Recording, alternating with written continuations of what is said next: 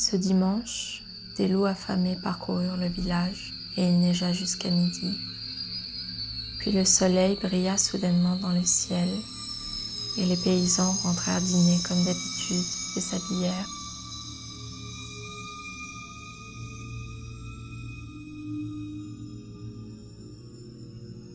En ce moment, il n'y avait personne sur la place car il gelait cruellement.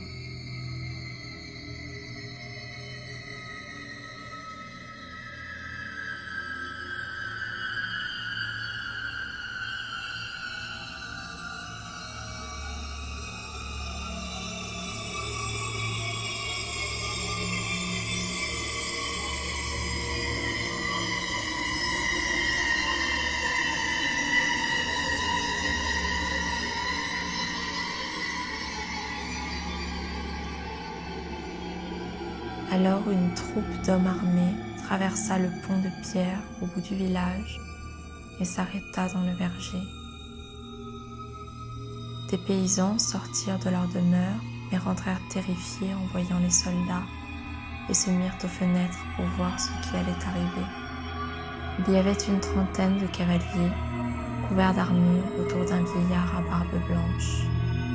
Ils mirent pied à terre et coururent sur la neige pour se dégourdir, pendant que plusieurs soldats habillés de fer descendaient aussi et pissaient contre les arbres auxquels ils avaient attaché leurs chevaux. Puis ils se dirigèrent vers l'auberge et frappèrent à la porte.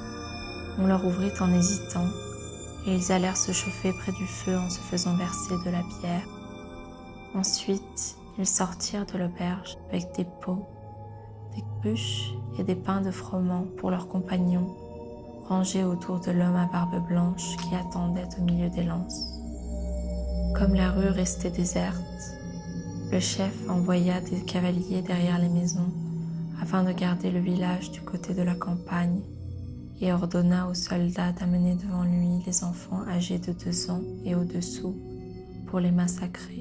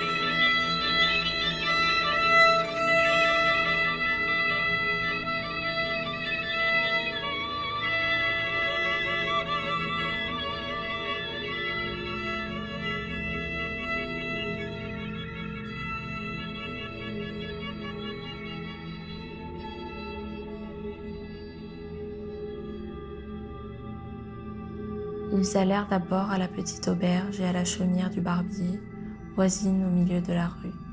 L'aubergiste et le barbier sortirent de leur maison et demandèrent humblement aux soldats ce qu'ils voulaient, mais ils entrèrent pour chercher les enfants. L'aubergiste en avait un qui pleurait en chemise sur la table où l'on venait de dîner. Un homme le prit dans ses bras et l'emporta sous les pommiers, tandis que le père et la mère le suivaient en criant.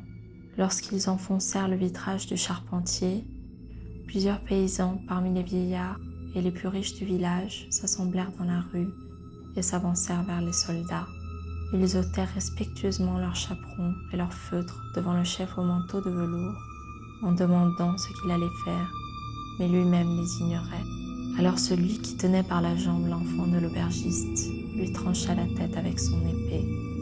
Ils la virent tomber devant eux, et puis le reste du corps qui saignait dans le gazon. La mère le ramassa et l'emporta en oubliant la tête. Elle courut vers sa maison et se heurta contre un arbre et tomba à plat ventre sur la neige où elle demeura évanouie, pendant que le père se débattait entre deux soldats. De jeunes paysans jetèrent des pierres et des morceaux de bois sur les soldats, mais les cavaliers abaissèrent leurs lances tous ensemble. Cependant, comme les soldats s'éloignaient de nouveau dans les rues, ils se turent pour voir ce qu'ils allaient faire. Ensuite, ils allèrent à l'autre auberge.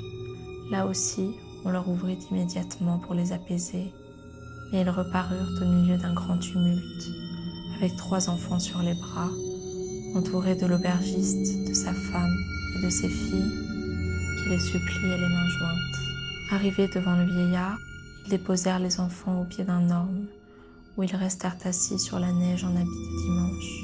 Mais l'un d'eux se leva et courut en vacillant vers les moutons.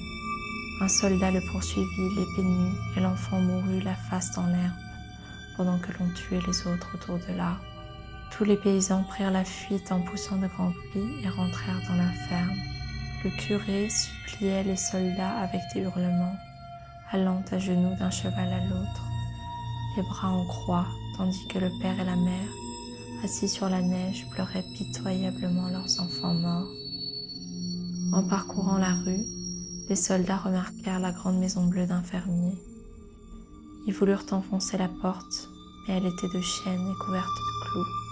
Ils prirent alors des tonneaux gelés dans une mare devant le seuil et s'en servirent pour monter à l'étage où ils pénétrèrent par la fenêtre. Les soldats entrèrent dans la cuisine et après une grande bataille où plusieurs furent blessés, ils s'emparèrent des petits garçons, des petites filles et du valet qui avait mordu le pouce d'un soldat et sortirent en fermant la porte derrière eux pour empêcher les habitants de les accompagner. Quand ils vinrent devant le vieillard, emportant leurs victimes, ils les jetèrent sur le gazon et les tuèrent paisiblement avec leurs lances et leurs épées, pendant que sur toute la façade de la maison bleue, les femmes et les hommes, penchés aux fenêtres de l'étage et du grenier, blasphémaient et s'agitaient éperdument au soleil en voyant les robes rouges, roses, blanches de leurs petits, immobiles sur l'herbe entre les arbres. Puis les soldats pendirent le valet de ferme et il y eut un long silence dans le village.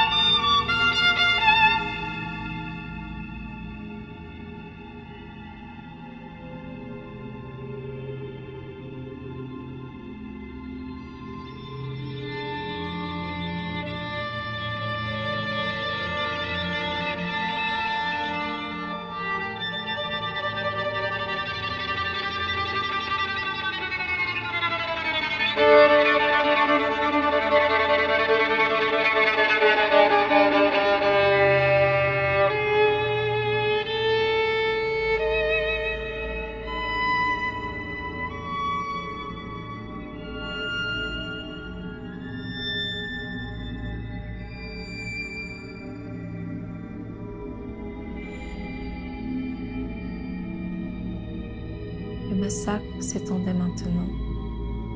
Les mères s'échappaient des maisons et à travers les jardins et les potagers essayaient de fuir dans la campagne. Mais les cavaliers les poursuivaient et les refoulaient dans la rue. Des paysans, le chaperon dans leurs mains jointes, suivaient à genoux ceux qui entraînaient leurs enfants parmi les chiens qui aboyaient joyeusement dans le désordre. En voyant la douleur craintive des paysans, ils entraient par petites bandes dans les fermes et dans toute la rue. C'étaient les mêmes scènes. Une famille enfermée dans la cave d'une énorme chaumière pleurait par le soupirail où le père agitait furieusement une fourche. Un vieillard chauve sanglotait tout seul sur un tas de fumier. Une femme en jaune s'était évanouie sur la place et son mari la soutenait par les aisselles en criant à l'ombre d'un poirier. Une autre en rouge embrassait sa petite fille qui n'avait plus de main et lui soulevait alternativement les deux bras pour voir si elle ne voulait pas remuer. Dans une cabane de planches au bout du village, une autre bande trouva une paysanne qui lavait ses enfants dans une cuve devant le feu. Étant vieille et presque sourde, elle ne les entendit pas entrer. Deux hommes prirent la cuve et l'emportèrent. La femme ahurie les suivit avec les vêtements des petits qu'elle voulait habiller. Mais quand elle vit tout à coup sur le seuil les taches de sang dans le village, les épées dans le verger, les berceaux renversés dans la rue, les femmes à genoux et celles qui agitaient les bras autour des morts, elle se mit à crier formidablement en frappant les soldats qui déposèrent la cuve pour se défendre. Des soldats arrivèrent qui lièrent la paysanne folle à un arbre. Le boucher avait caché sa petite fille et appuyé contre sa maison, regardait avec indifférence. Un soldat et un de ceux qui avaient une armure entrèrent chez lui et découvrirent l'enfant dans un chaudron de cuivre. Alors le boucher désespéré prit un de ses couteaux et les poursuivit dans la rue. Mais une bande qui passait le désarma et le pendit par les mains au creux du mur, entre les bêtes écorchées, où il remua les jambes et la tête en blasphémant jusqu'au soir. Le verger cependant était toujours plein de monde, car c'est là que l'on tuait la plupart des enfants, devant l'homme à barbe blanche qui présidait au massacre. Les petits garçons et les petites filles, qui marchaient déjà seuls, s'y réunissaient aussi, et regardaient curieusement mourir les autres, en mangeant les tartines de leur goûter, ou se groupaient autour du fou du village, qui jouait du violon sur l'air.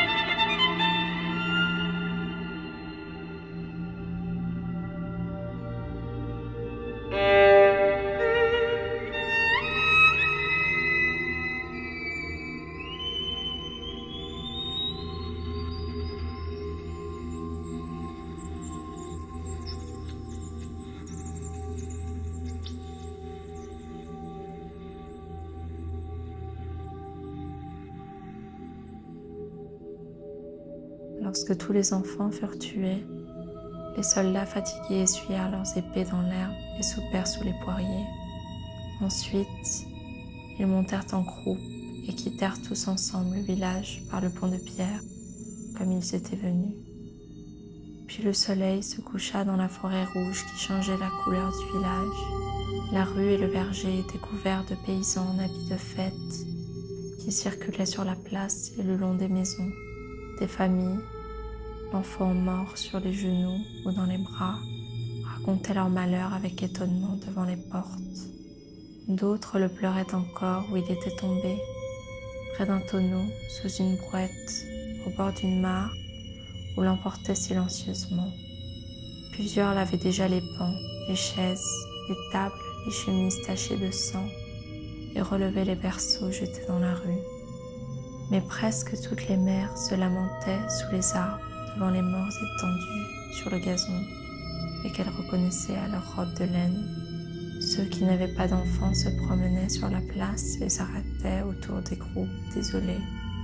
Les hommes qui ne pleuraient plus poursuivaient avec les chiens leurs bêtes échappées ou réparaient leurs fenêtres brisées et leurs toits entr'ouverts, tandis que le village devenait immobile aux clartés de la lune qui montait dans le ciel.